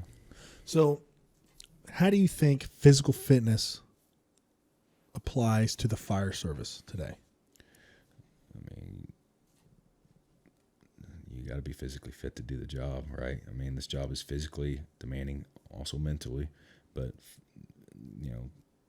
being physically fit, I don't do it for myself. I do it for them. I do it for the community. So, it's a necessity to be, physically fit. The biggest thing is, like for me, I don't have big muscles like you. Whatever. It's you're in immaculate shape. Shut up. Yeah. I'm not. Yeah. I appreciate that. Don't get bricked up over there over it. So I'm staying hard.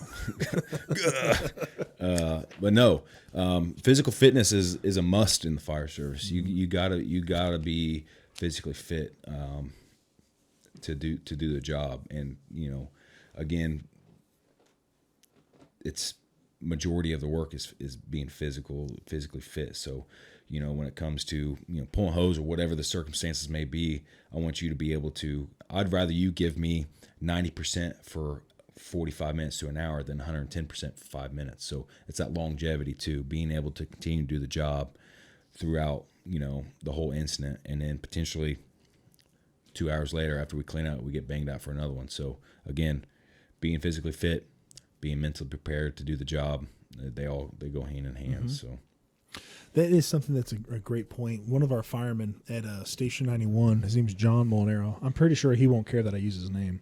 It's a name I think that people need to hear, because I think you'll hear more of his name later on. Absolutely. With what he does. But remember us small people, John, whenever you make it big. obviously. John can do the job, man. He's smart and he's good. He's one of those senior guys that I look up to tremendously, and he's got a lot of knowledge and a lot of potential. He does. He's able to retain it. Oh, that's the thing. And he's going to classes. Heck, him and Sheldon. Shout out Sheldon. Went to Florida recently and did that high rise training, and brought back a lot of stuff and sent an email out to the department and was like, "Hey, this is what we did." It's good stuff. And it's pretty awesome that he's doing that, man. It's the guys coming up and learning and growing and bringing it back to the department, and then it's the older guys being open enough to sit there and listen to it, because I mean, I get it. Like, if there's a brand new guy coming in trying to tell me new stuff, like, or a younger guy coming in and tell me how to do my job, it's like I get a little bit of an ego check, and then it's like, God, I need to show. You got to keep an open mind, man. I got to keep an open mind. Things are evolving. Fire's getting hotter, faster. There's different ways to skin a cat. You know what I mean? And there's different ways to different material today. Oh man, it's crazy. But to talk about fitness real quick, to keep on that subject, John is one of the guys. Fitness? I like fitness. You like donut in my mouth, dude? What did I eat last night? I went to Texas Roadhouse, had me a full. Yeah, you only had one roll. I had one roll. That's right. Because I got to keep up somewhat of a. I have to keep up somewhat of a physique for myself. So I should have done the McDonald's. Ba-da-ba-ba-ba. I'm loving it. That's what I should have done. Wow. God bless. This episode's going down the drain. No, it's going to be fun. It's fun. But John got up the idea to have his crew, his house, doing in the mornings. When they get there, they get all their stuff done, and then they go do a bottle drill together. And they're not seeing who's the best. What they're seeing is, where are we at physically and cardiovascularly? Where are we at? Well, and they're challenging themselves too. It's a huge challenge to yourself. So for those of you that are listening that are wondering what the exercise is, for one, I posted on my social media, on my Instagram, More with Stumple Podcast, or on my Facebook. But what it is, it's a 1 minute walk on the treadmill at 9% at 3.5 miles an hour. And you got an SCBA pack while you're breathing air. And you start the timer, right? Obviously, when you're starting, as soon as you clip in, you start your timer. And then you do the treadmill. Then you go do a simulated rope pulls, but simulated as in pulling ceiling down. Oh, sweet. At like 90 pounds or something like that. Okay. 20 reps. And then you go and grab the dumbbells and do a shoulder press. So you're standing up, dumbbell shoulder press for 20 reps.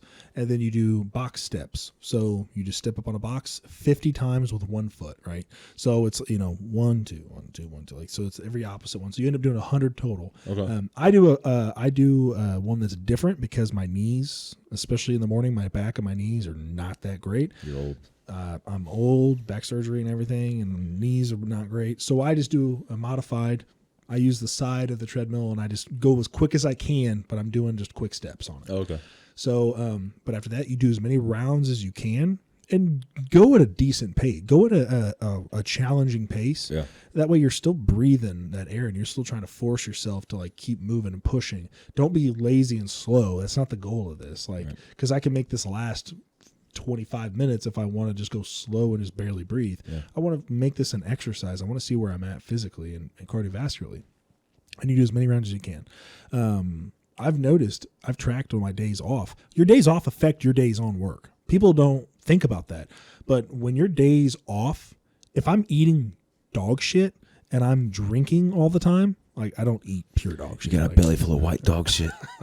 You lay this crap on me. That's Step Brothers. But if I'm eating trash and I'm eating fast food and then I come into work expecting to perform, yeah. You're not going to perform as well as if you're eating healthier or cleaner. I understand it can be more expensive. It can be. It doesn't have to be. I cook for myself. I eat for myself. I understand how cheap it can be because when I had someone here, I understand how it could be. Well, I think of it more like your body's like a vehicle, right? You put shitty food in you, you're going to run like shit. Yep. You put good food in you, you're going to run good. You put shitty gas in your car, it's going to run like shit. You put good gas in your car, it's going to run a long life. And I noticed once I had 2 margaritas the night before. Now, obviously, is this, amateur hour? Hey, man. No, hey, man, chill out, bro. It was strawberry margaritas. They're really strong. They were delicious. But I don't normally drink. But when I had those 2 margaritas the night before, I came into work and I noticed my performance was lower. So I'm like, I can't be doing this. Like, it's not like it's the night before thing. It's like even if it was 2 days before, my performance is still lower. I can't be doing that to my body. Yeah. Like, I need to be at higher performance at all times. So that's why, I mean, they started this trend, and it worked its way over to the 93s, and there's guys over at the 94s doing it. Hey, speaking of which, that's my doing a podcast. It's Battalion Chief. What does he want? I don't know. I'm a Chief Larry? Yeah. Should we call him? Podcast. Is everything okay? Chief Larry, Welly. Well, I'm gonna miss that guy. I know he's retiring. He's got a lot of knowledge, man. But Dude. he's retiring. But he needs to retire. Like the guy's been busting his ass for however many 100 He's so years. old. He is old. He's old. He's gonna die. Yeah, but he's falling apart here. Yeah. His knees and everything are falling apart. He left a voicemail. Oh God. Hey, turn it on. Let's see it. Nope. Nope. Hey, you piece of shit. Yeah, you're the worst fireman I've ever seen. Don't tell nobody, Larry. I'm trying to hide it. I'm sweating. But fitness comes in, and it's imperative to our job. Yep. And this is a great tool to do in the morning. And it's gotten a few other guys. There's a guy from Rushville doing it. There's a guy from Franklin doing it. There's a guy at Bargersville doing it. Like, it's got people doing it. Someone just sent me a picture the other day from White River. They're like, hey, you guys' workouts have motivated me to kind of actually hit the gym a little bit harder. It's like, and it's not me, but it's about all of us. Yeah. It's about changing that persona, and that the thought that firemen are all fat and overweight. We got to get these guys in shape. This is what's going to be the number one biggest health benefit for them. Yeah. And if that's motivating the new guys that are coming up, like, you got to work out, man. If why does that name sound familiar? Waxing, Jackson, flexing. Waxing, Jackson, flexing, waxing.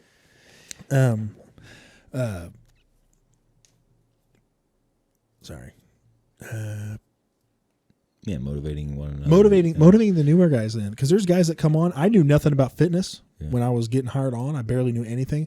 I still didn't know anything, even though I was the only one around at the time when I was trying to get into the gym, and there was nobody at the firehouse that really worked out. Yeah, and your brother was bigger than you. He was not ever bigger than me. Okay. Yeah, he's old. He's still bigger. No, he's not. Happy birthday, He's Nick. just taller. Yeah, Nick's birthday's tomorrow. Nick, happy birthday, Nick. Yeah. But that was something that it's like, we need that knowledge. Now, do I expect the fire department to give me all the knowledge on fitness? No, I do not.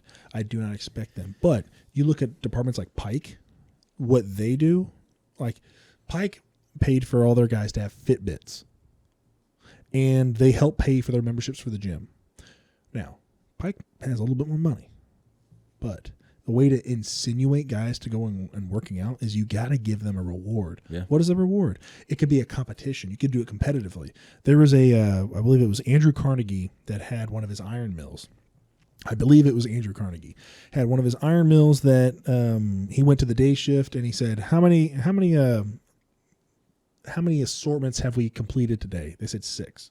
He went and wrote a big 6 down on the ground. The night shift comes in, and they said, what's this big 6 on the ground for? And all they said was, day shift completed 6 whatever. Yeah. They completed 6 pallets of iron down. And they're like, oh, well, we're going to do 7. So they do 7. Yeah. And then they write 7. They erase the 6. They write 7. Day shift comes in, and they said, what's this? Like, why they write down 7? Well, they got 7 completed. Well, we're going to do 10. Now, not only are you having healthy competition between your day shift and night shift, but also your business is going to be performing at a higher rate, more optimal. You're going to be making more money. Yeah. What's going to be happening is, as long as you're a good owner, you repay that to the guys. So you have healthy competition. Your business is now increasing. So let's go ahead and use this. Let's use the fire department. Let's make some healthy competition between our shifts. Healthy competition. You're not only going to have healthier firefighters, you're going to have better operating scenes, because you don't have guys now falling out due to exhaustion because they're fat and overweight. I'm tired of hearing or seeing that happen, is because these guys are not taking care of themselves. I understand it can be difficult at times and stressful, but there's ways of going about it. Yeah. Health insurance wise, you're gonna go down because you're gonna be lowering your risks of high vulnerability of dying. in the long run, you're going to be lasting longer when you retire. Average lifespan of a fireman after they retire, I believe last time I read it was about 15 years. I'd like to increase that to at least 16 or 17 or 8 to 20 years. But you are going to be increasing your risks or increasing your lifespan after retirement. You're investing in your own body. Now, the perfect thing, a wonderful thing that we have right now, that is kind of in that test run period, is the TAC house, which is the PT stuff, which has been fantastic. Oh, absolutely. I use it all the time. I'm there every Twice a week. Twice a week for you? Twice a week. It's fantastic, man. That's something is investing in your people. And in the long term, it's going to pay off. Yeah. And not just pay off for the firemen. It's going to pay off for the department. It's going to pay off for the civilians because they're getting better treatment. Yep. So that's, my tangent on it. But I think health and fitness is imperative along with knowledge of the fire service. Yeah. But we also can't stir away from the mental aspect either. Correct. That's, again, discussed earlier, that's a lot of it too. And that may help with, our 4896s, Yeah, it definitely could. Or maybe turning the CBD, 100%. There's a department out in, I want to say it's Boston. I can't remember if it's Boston or whatever. Are you looking it up? No. Oh. Well, thanks for being my Jamie. Sorry. There's a department out, I believe it was Boston or something like that on the East Coast, that they put it in their general orders or their general orders that the guys there can, it's not smoke marijuana, but take CBD that might possibly have THC in it, but doing CBD on shift. Now, from what I remember about it, there's a lot of positives that come along with like cannabis or CBD. Let's just talk about cannabis. There's a lot of positives that come along with that. The negatives of cannabis is obviously the impairment, a slight impairment while on duty. Obviously, it's just like drinking. It's similar to that. Just don't do it before shift. Right.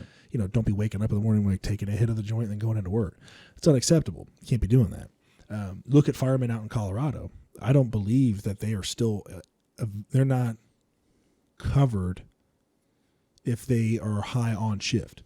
I don't believe they can still do it. But look at neighboring departments to us.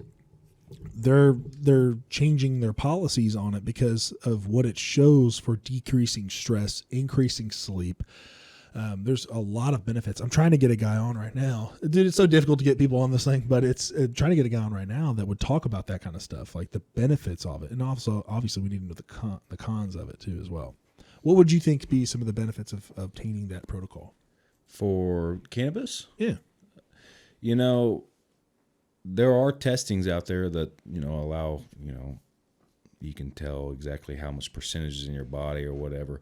For me, it would be a benefit on the mental health, It would be hard to kind of regulate it. I would have to look into it more. I haven't done a whole lot of research over it, but there's a lot of studies out there that kind of talk about cannabis and first responders, and you talk about like mushrooms, and you talk about with veterans as well and how they're using psilocybin and stuff like that. But that'll be a talk for another day, which I would love to sit down with you again at some other point and talk. But Grant, I really do appreciate you spending the time just out of your day. I know you got a really busy schedule with your kids and your wife and all that stuff. 2 dogs. One with worms. The worm dog. Worm dog. But dude, I really appreciate it. Is there anything that you want to add before we finish out? No, man, I appreciate, you having me here. We already have a pretty good relationship, on shift or off shift, and you're my boss when, during the summer we're mowing and stuff. So I always appreciate having a conversation with you. So thanks for having me out here, man. I love it, man. Thank you so much. Yeah. Do you want to kiss me or something? We have made it to the very end of the videos. Thank you so much for sticking around all the way until it was completed. I'm sure you're just as excited as I am. Actually, I was really pumped to have that conversation with Grant, a completely informal discussion that we had. So the next time I have him on, we're going to have some more bullet points to hit beforehand, that we have some studying to do, and we have some studies to back us as well. What did you think about this episode? Speaking about CBD and cannabis, talking about shift change times, talking about changing completion of hours, adding in Kelly days. Like, what do you guys think about this? Go ahead and put down in the comment section below, or just reach out on Instagram when I make a post about this. this, go ahead and put down in the comments of what you think. What should we do as a department? What do you think's best for the department? So without further ado, thank you so much. If I earned a like from this video, please, by all means, hit that like button. If I earned your subscription, please, by all means, hit that subscribe button. Until then, I hope you guys have a fantastic day. Have a great week. God bless.